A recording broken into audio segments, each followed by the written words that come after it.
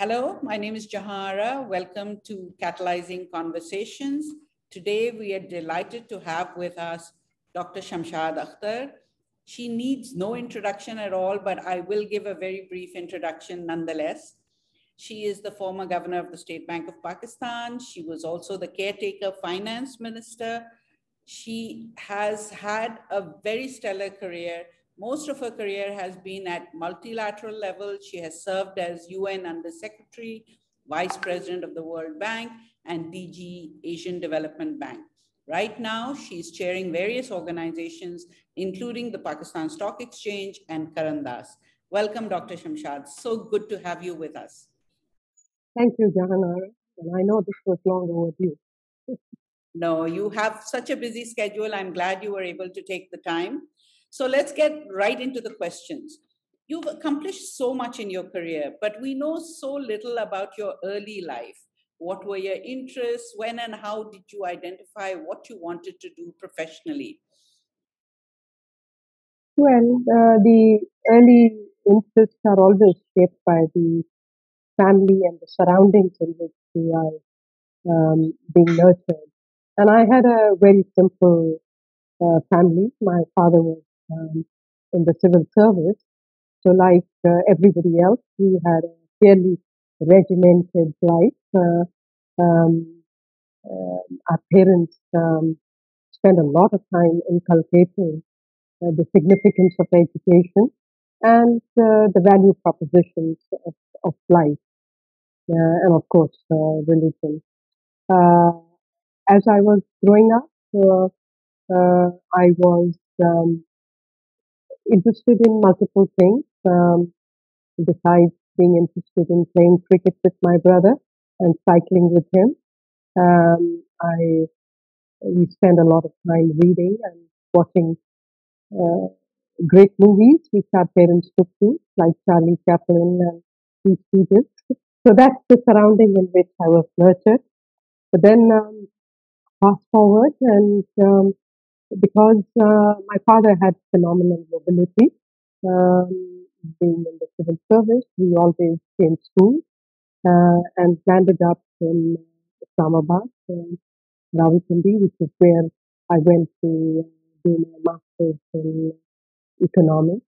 And from there onwards, my interest uh, uh, got deepened in economics.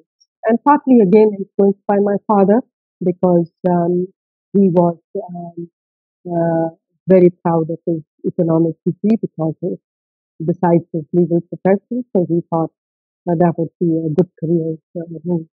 So from there, of course, went for higher education in economics, and my interest, of course, grew as I went deeper into the field of economics. Terrific. Terrific. So, you've accomplished so much, as I said, and you've had a lot of firsts in your career.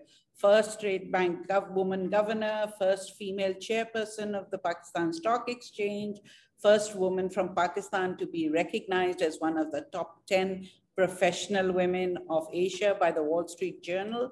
How does it feel to have had such a stellar career? Is it a lot of pressure? And do you ever fear making mistakes? Um, I don't think you feel any different because I wasn't planning to be where I am. So it wasn't as if I was seeking for the highest position. I always strive um, for trying to do good in whatever job I was put in. And one of the things which drove me a lot in the field of economics was the care that it brings to you for ordinary people. So, how do you navigate difficult to difficult environments, and how do you get development to happen given what we confront in a lot of developing countries? So, I really focus my uh, self and my energies more to delivering results and outcomes.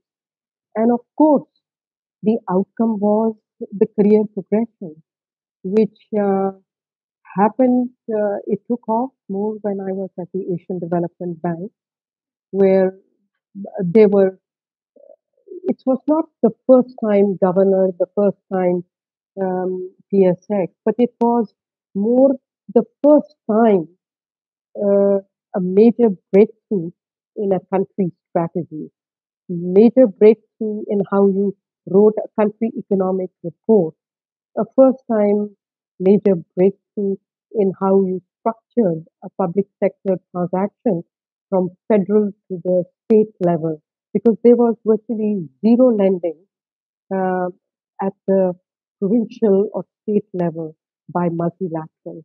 And I made the major breakthrough in context of India moving from the federal government to the state level government. And it's very difficult to lend at the state level.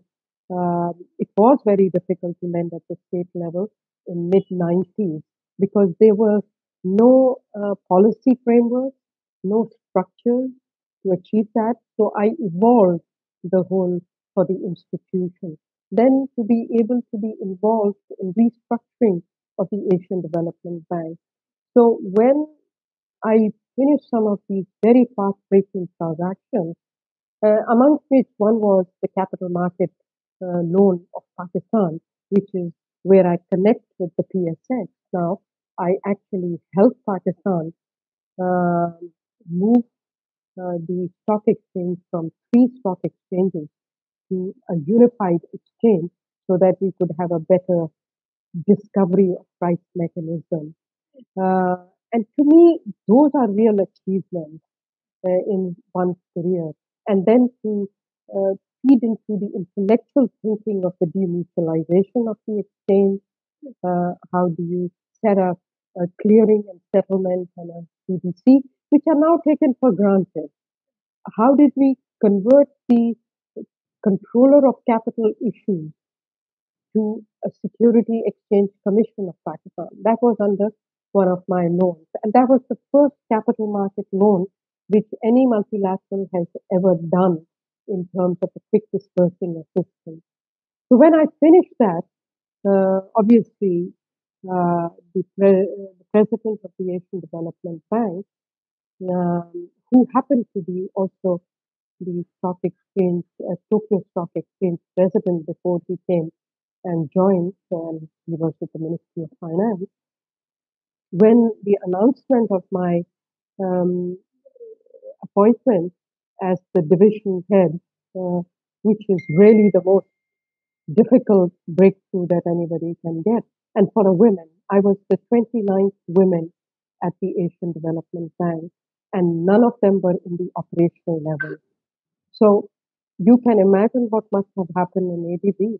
The whole board had a celebration for the first women division chief to be appointed at it. So it was really these little successes which mattered to me at the end of the day, that there was a breakthrough for women. And then, of course, when I was called in by my own government to come and work.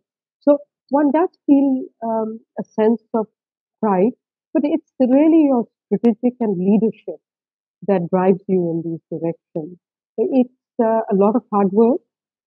It's a lot of sweat, sleepless nights. So it's not an easy game, particularly when you are in the competitive world of the multilaterals. The World Bank is the most competitive platform. And then subsequently at the United Nations, which is the dream come true for all the multilateralists like us who believe that development has to be pushed by multilateralism. So it's really those things. Of course, I think what made me happy when I was appointed governor of central bank, that my parents were happy that I was back in Pakistan. Yes, of course. No, It's the it's most. good. It's good to come back. And also, I think probably the country needed you at that time. Your experience at the World Bank, at the Asian Development Bank, at the UN, all the things that you had done to bring that back and then try and do something here in Pakistan to make a major difference. So I think you're right. And I feel like, it would be undermining your accomplishments to just focus on the fact that you were the first woman who did this or the first woman who did that, because the accomplishments in themselves are more than any man or woman would have been able to do in the short time that you managed to accomplish it and carry it forward. So tell me, we often wonder when somebody has worked at the World Bank, at the UN, at the Asian Development Bank, what is it that we can learn from international organizations like that in the way they work? Is there something that we can learn so that our institutions will function better? Or, are there any learnings, any experience that you've carried forward that we can translate into organizations in Pakistan? Well, there's a lot of learning from within the multilateral institutions that I was able to grasp and understand what not to do in the initial days. Because when multilaterals were themselves growing, they were learning on how to get things done. So one of the biggest things that all the multilaterals learned is how do you strategize? You may not believe this, but a lot of time was spent within the World Bank and Asian Development Bank, or for that matter, at the United Nations, which is in the process of reforming itself in the delivery of development agenda following the adoption of the Sustainable Development Goals, that getting your strategy right is the biggest thing. And that has to transcend down at the country level. So the first lesson the multilaterals learned is not to be always prescriptive. And that has to be understood by the countries themselves too. So they stop um, going to what is called the Washington consensus approach. And then we move from designing the strategy back in our headquarters in DC or wherever we were in Manila to actually coming down to the country and having country partnership agreements. So that allowed the country to have ownership through an evolutionary process. Second important lesson to be learned for the development is how do you get the civil society and the private sector to be the part of the game and be the driver of development. Yeah, I'll just talk about the key things rather than go into every micro detail, but confine myself to the macro prism. These were very instrumental in the transformation of the multilateralism and multilateral organizations, but also has helped the engagement between the developing country and the multilateral organization. The last point, there's lots of learning, as I said, but just let me confine myself to the last major one. All of the institutions learn what can we offer. Of course, money is one thing, but money has been going down the drain in a number of countries. I remember Absolutely. I was economist at in Bangladesh, and all of us said, it's so painful to intermediate $400 million in a country. Why don't we just distribute $1 each or $10 each to people, and then you will have the most equitable distribution of donor assistance, which was one of the biggest questions perplexing a lot of development economists. So then everybody said we should transform these institutions in a knowledge platform. So if today you were to ask me, what can we do in developing countries? We should really transfer knowledge, good governance, make sure absolutely democratic institutions and strong institutions are developed and the development follows from it. Knowledge is one of the biggest resource now multilaterals offer, the good multilaterals offer. Today, if you were to look at EBRD, which was a late starter in the game, what was the basis of EBRD? It was set up to help economies transition themselves, which included the whole of the Central Asian and the socialist economy. What is it doing today?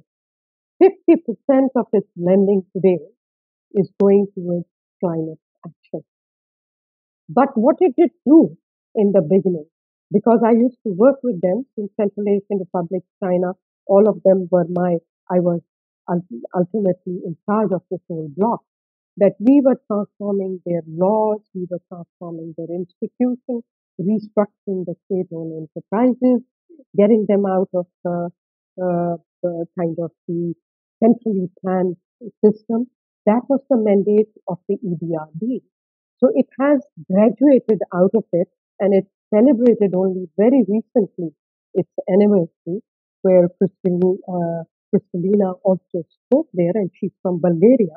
Yeah. It is very telling on how these institutions accumulated the knowledge, put it in documents and now videos and everything, and transported this knowledge to mainstream lending and improved the quality of lending and made people understand that poor people matter. So your first objective of government and public sector institutions like multilaterals or what we call IFI is really one, which is basically to uh, help lift the poor out of poverty. And lastly, United Nations normally doesn't have that firepower of the wisdom of development, but it is one organization with 199 membership, one vote for each country, irrespective of this country or that country, small or big. What is it doing? It brought in Millennium Development Goals as a major transformation in the business of development agenda, and then subsequently it lifted it up to Sustainable Development Goals, sustainable financing, and climate accord. I am so fortunate that I landed in United Nations in 2012 and boom, I was involved in all these path breakers. I was involved in the preparation of SDGs. I was involved in the Addis Ababa Accord and then finally climate action. So, it's like dream come true of a development economy to be affiliated with a development mandate. And now what happened? When at United Nations we were talking about it, everybody said, forget it. UN doesn't know how to. When United Nations introduced this change in the development paradigm, all the countries have adopted it. And 2 days back, I received Pakistan's SDG report for a review and comment. So this is what I mean, that there are big ticket things that we need to focus on, and then other things follow. I'll stop here. Yeah, so you've been advising a lot of governments. You've worked at these multilateral organizations. You've also been helping more recently the Pakistan government and many organizations here. Do you see things heading in the right direction for Pakistan?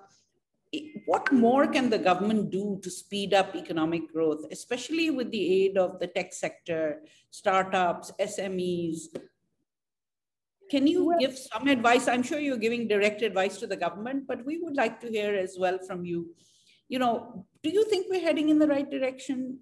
And are there any specific actions we can take? well, I have to tell you, this is a very sensitive topic that you speak um, publicly for me because I have been a part of the government. I would like to support every government because I don't care about this politics or that politics. I care about people of Pakistan. So I have always tried to offer what I see as technically the most prudent advice, along with, of course, political pragmatism, which follows because I worked in Middle East and North Africa where nothing can work except for drilling the oil field. So just to be more precise, I think to me, three things are very important. we first need to focus on political stability. We cannot achieve uh, development without political stability. And I can tell you that when I was at the World Bank and Arab Spring happened, which was unfolding a huge amount of, Ben Ali's dictatorship fell, um, Libya fell. You talk about all the leaders that have messed up their people.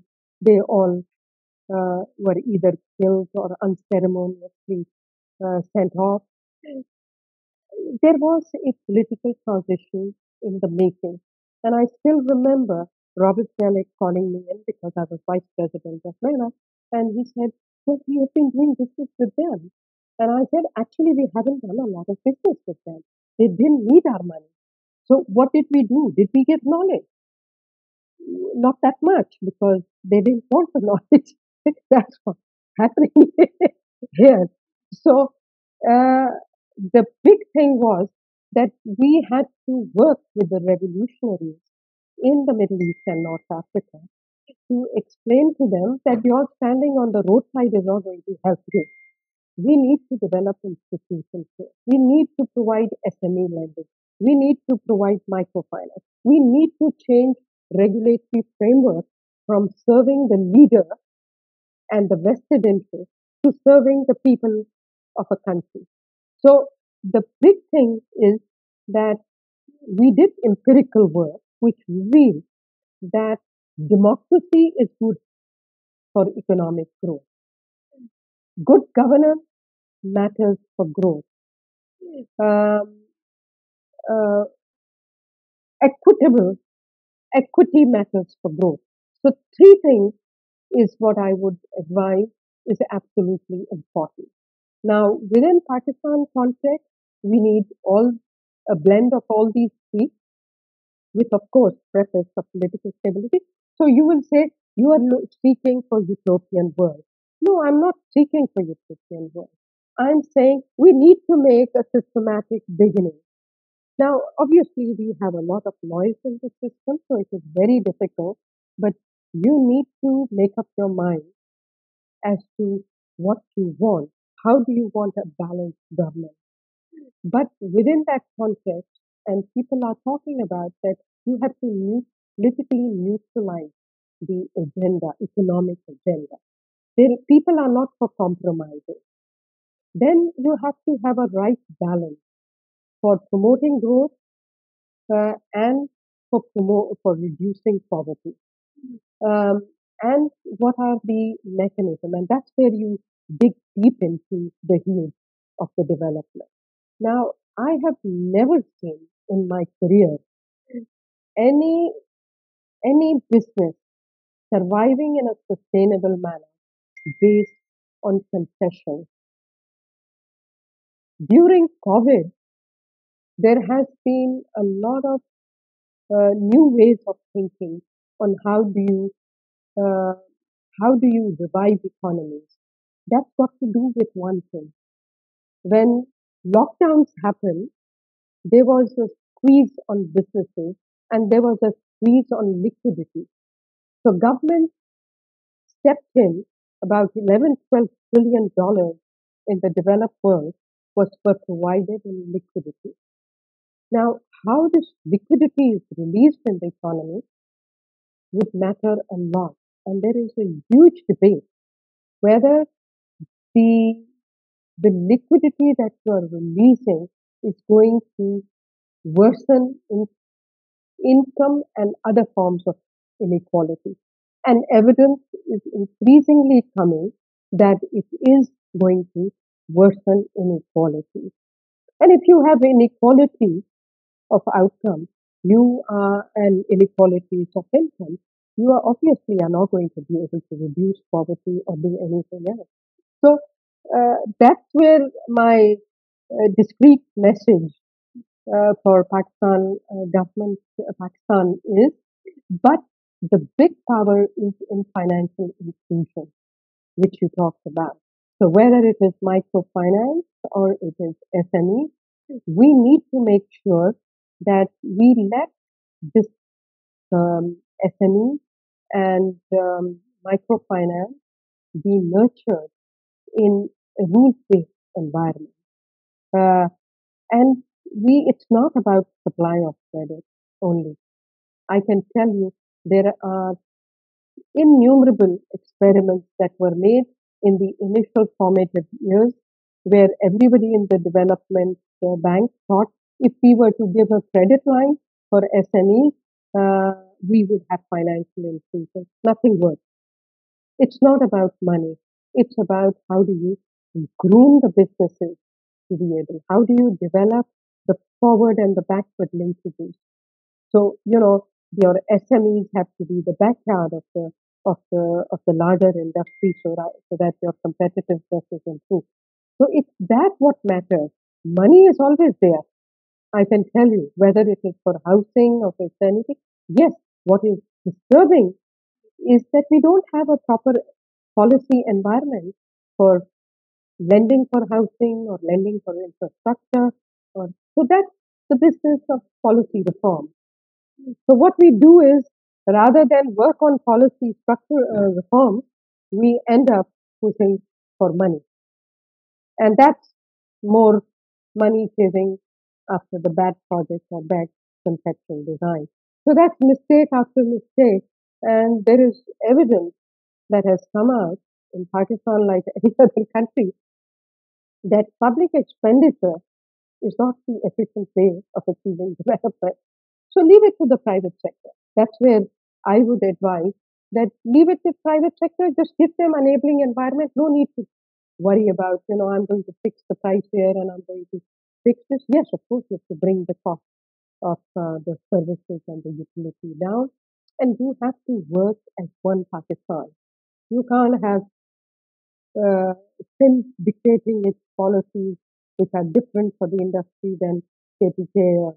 This is causing a huge amount of problems for the foreign investors here too. These Absolutely. are just some ad hoc thoughts that come quickly to my mind. Okay.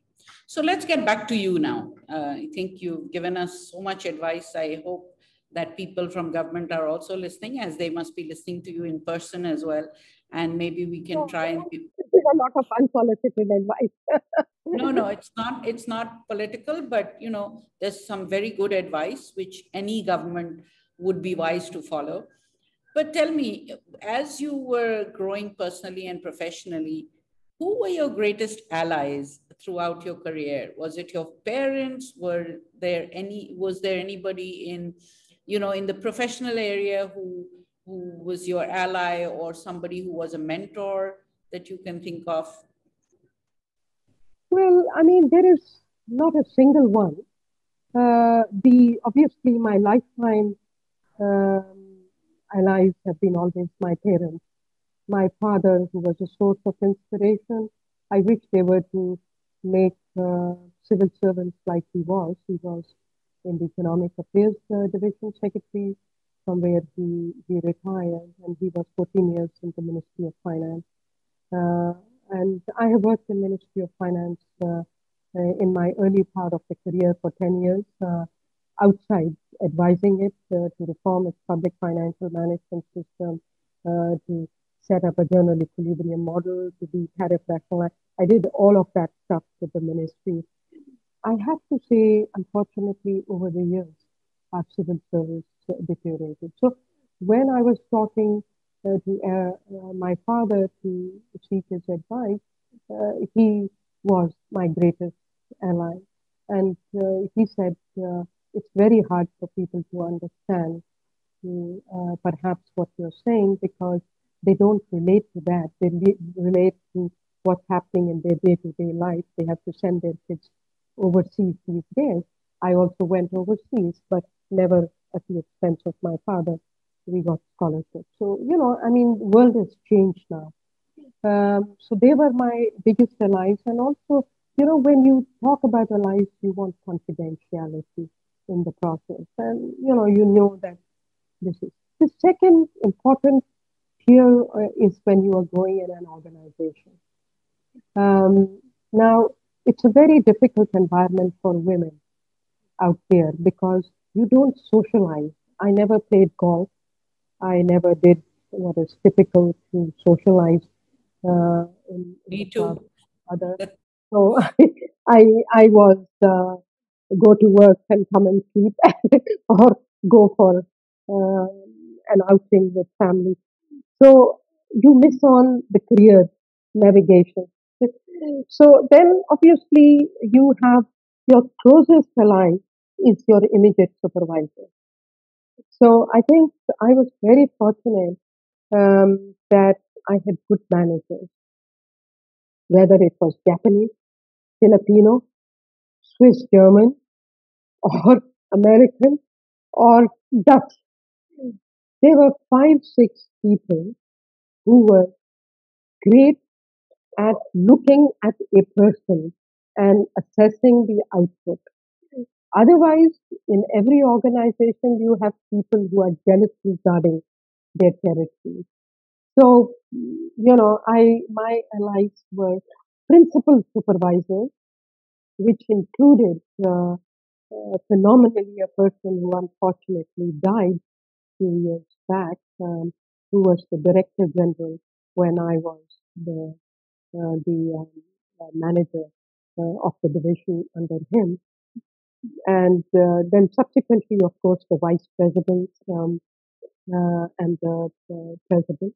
And then more recently, it was the Secretary General of the United Nations, uh, who has to be very strong ally because you report into him and there are 35, 40 under secretaries to report. And since I was executive secretary in Thailand, communication between Thailand and New York at night can be a tough one. But I was fortunate because I was the G20 Sherpa for 5 years, and that's where Secretary General leads the process with the support of Sherpa. That I had the Secretary General as my strong ally because I used to deal with all the prime ministers and all the Sherpas of the different countries. And you develop very good relationships, very good friends. On one side was Christine Lagarde, the former sitting with me in G20. On the other side was Janet Yellen, who was the G20 finance minister and the central banker uh, platform. And then we had another um, person who was the managing director of the World Bank. And I was representing the Secretary General. So they are your great allies also in G20 because you're fighting for, we want climate change to be included. We want sustainable development. So they are very good allies to have worked with at the international political level. so, is there any specific advice that you have for young people who want to pursue careers in policy making or in finance? Is there any particular piece of advice that you would like to give them? I Women think and men. I mean, I was targeting women, but I said both women and men. In the area of policy making, what advice would you give them? And in finance as well. listen, I would not give any advice because I find women in finance or women in working feel to be much smarter, much more conscious of the environment in which they operate. Because, they have now the power of the IT, information technology. ICT is our greatest ally for the women, as I see. I have to tell you, we didn't have that. We used to go and sit in the library's dark corner and study forever and burning our eyes midnight oil trying to figure out. Or I still remember the box that we inherited at the World Bank, which is called a computer HP, which was so useless that you wanted to throw it up. Now on your desk is the first class high speed. So I think women are doing in any case a lot better. But of course, we need to have mentorship for women on how to navigate in the men's world. The biggest thing that Jahara, you and I can do is whatever little we have achieved is to navigate them a little better. by uh, bringing them in the mainstream. Take the example of Pakistan corporate sector. What is the proportion of women in the corporate sector today? The story is sorry in developed countries too, but at least you find very notable women as CEOs. Now, we can barely count the number of CEOs. In, say, Karachi, how many women CEOs we had? A few Very of few. them. One was a banker, and now she's made it to Deputy Governor Seema Kamil. So we need to celebrate. We need to push that women need to be mainstreamed in the corporate sector. So gender has to be, but the gender can only be mainstream if the leadership says, I want 50% women in my cabinet and I want 50% men. Diversity is the greatest power. You listen to Trudeau. I don't know whether you ever read his speech that I think it was at the World Economic Forum, where he gives facts and figures on what will change their productivity in Canada. And it was all about billions and billions of dollars will come forward if women were mainstream. What happened? Secretary General Guterres, when he came in, his biggest mission was that I will make 50 parity to the key of my mandate as Secretary General. So next day we got a letter that you better get 50% women in your and it makes a difference if we get those instructions to the corporate sector. And SCCP has encouraged that one woman should be at the board. But come on, we have 50% uh, population, so we need to do better We in need giving to. affirmative action has to come for women. That will give them boost because they are there. They are highly qualified. They are much better than what we were, I believe, and they will do much better than what we have achieved. But you need to just boost them up by giving them a level playing field is what matters here. So it's Totally more agree. advice to men than women. It does. It does. So tell me, as a final question, do you see any difference? I know there is. What is the difference in the work environments outside of Pakistan and within Pakistan? Is there anything that we can do to improve the environment for women, particularly for women, but also for men? Because if it improves for women, it will improve automatically for everybody in the workforce. Um, oh, that's a tough one. Um, I think we have to recognize merit. If we recognize merit and if we recognize work ethic, we will be okay in my view. I mean, there are of course lots of challenges that we face across the board, but I think we need to provide level playing fields for everybody who wants development to happen. Uh, so I do believe that moving forward, um, I don't think that the work environment can change overnight.